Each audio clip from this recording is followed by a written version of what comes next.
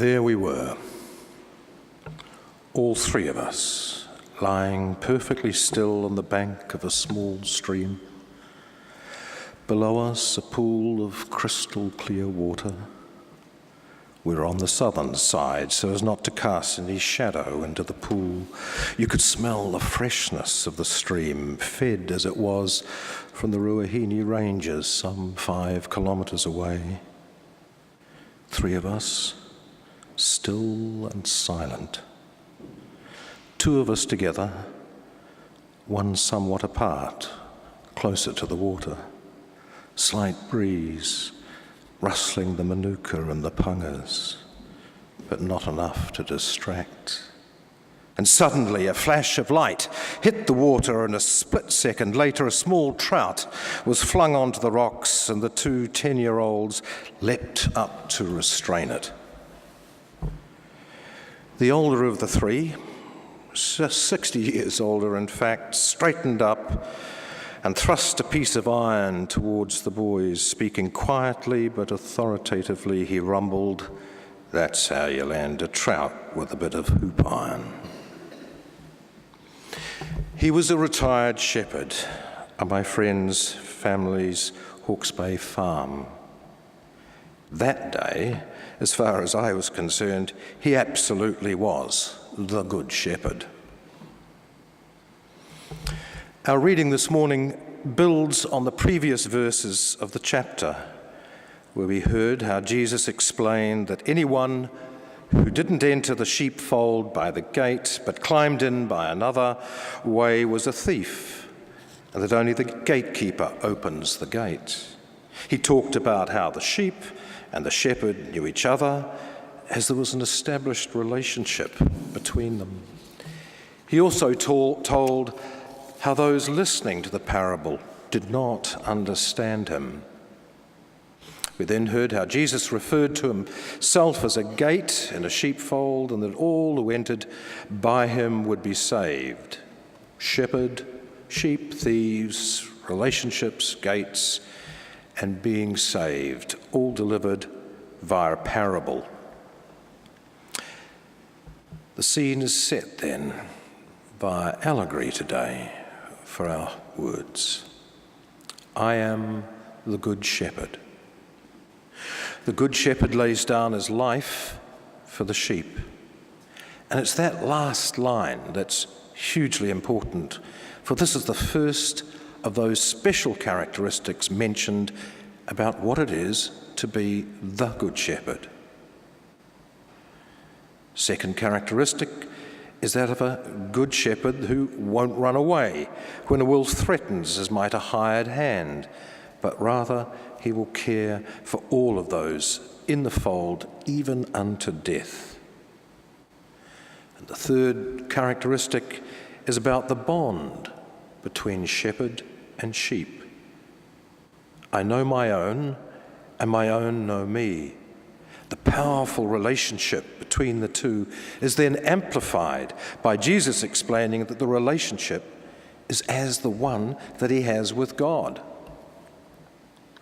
Jesus then talks about bringing others into the fold and how they will listen to his voice, so there'll be one flock, one shepherd.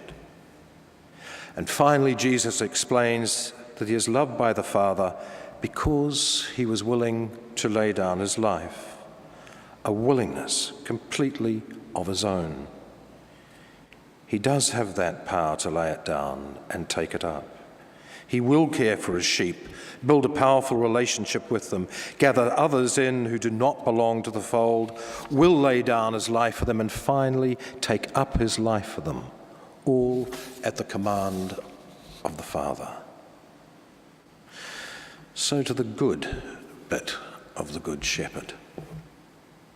Over the years, I've become a little sensitized to the word, often a little weary of it, as it's a word that's, well, just sometimes unsatisfactory. In a previous life, I practiced as a therapist, working in the main with violent men. I was part of a small group of men who ran Stopping the Violence courses, for which I did most of the one-on-one pre-course work with the men referred to us. After a few individual sessions, the men would then join with a weekly group facilitated by myself and a colleague. Each evening, we would start with the obligatory "what's on top?" a round that went around. Especially on the first few evenings, the first response would be, "So how are things for you, George?" "Good." Second person, "How are things for you, Michael?" "Good." And in a similar vein, 20 or so men would all reply, "Good." As I knew much about these men via the one-on-one sessions, I would then, at the completion of that repetitious round, I would say to George, "George, I know that this week you lost your job, your dog went missing, and someone stole your chainsaw, and yet everything tonight is good." So we'd start the process again. First response,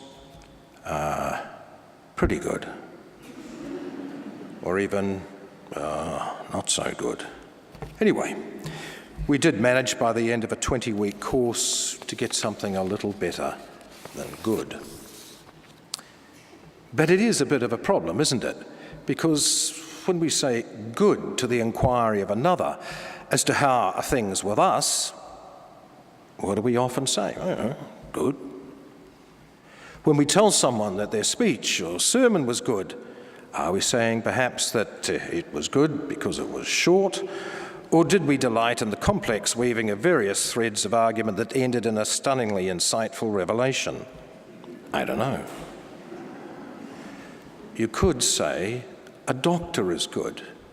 Now, in that context, I assume you mean they're good at diagnosing and treating ailments of many kinds. They don't actually have to be nice to earn the appellation good. But in the context of our reading today, I think it fits. But that doesn't make it safe, for there is also a risk associated with the word. When we read the word good, we can tend to search for its expected antithesis, bad. What's a bad shepherd? And who might the bad refer to? Dichotomies are often not helpful when it comes to understanding the world we live in, out, black, white, national, Labour, gay, straight, you know what I mean.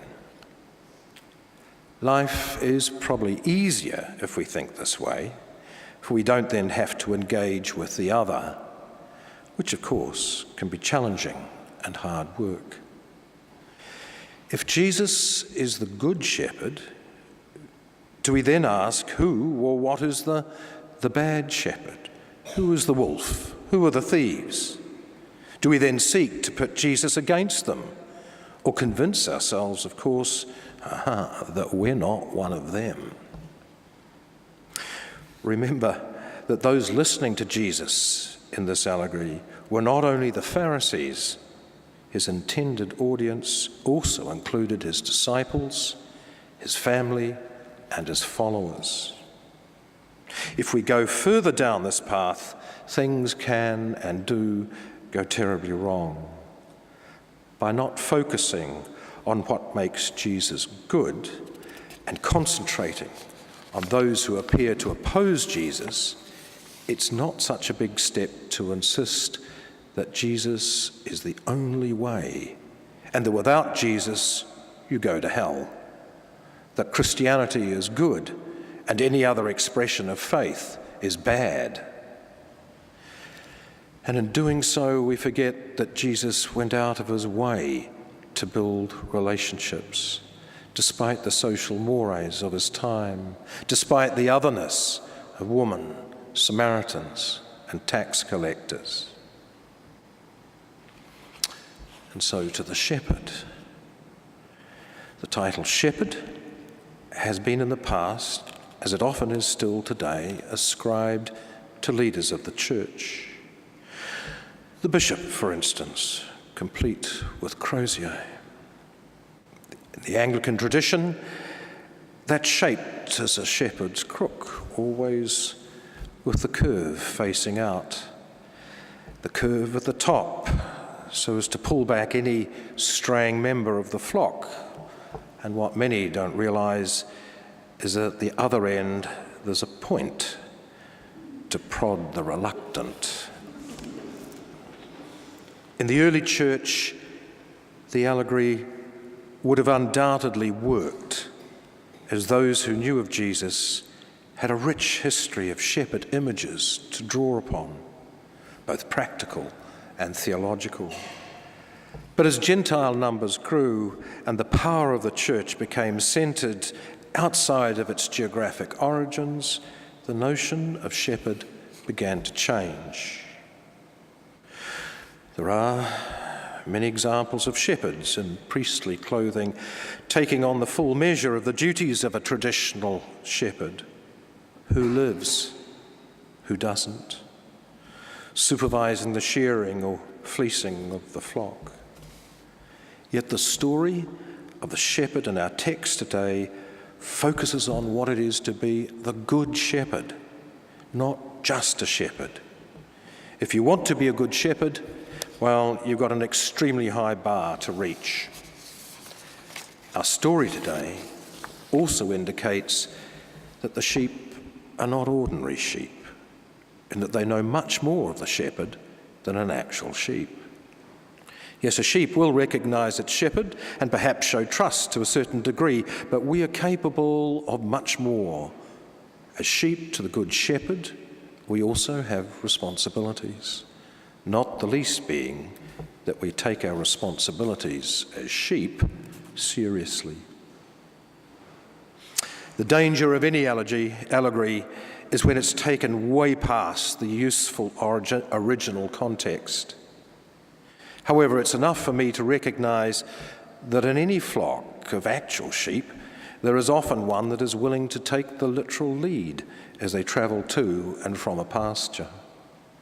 So too do members of our church take the lead, according to their training, abilities, and calling.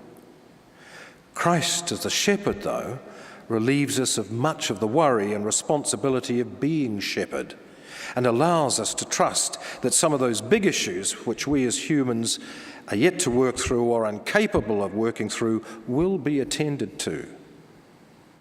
It's enough for me to know that in knowing the shepherd, albeit imperfectly, and a quality exists that's not present in the traditional sheep-shepherd pairing.